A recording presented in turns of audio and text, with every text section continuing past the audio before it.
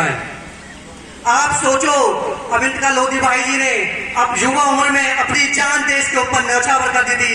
अभी मेरे भाई साहब, उनका नाम करने के बाद याद नहीं है मुझे, उन्होंने कहा था कि उन्होंने अंग्रेजों से 1000 अंग्रेजों को काटा था और अंग्रेजों को जब वो अंग्रेजों के फंदे में फंसने वाली थी, उन्होंने कहा था जीते जी अपने शरीर पर एक उंगली की आंच नहीं आने दूंगी दुश्मन का, और अपने शरीर में खुद तलवार घोंप के अपने आप पर जीवन का बलिदान दे दिया।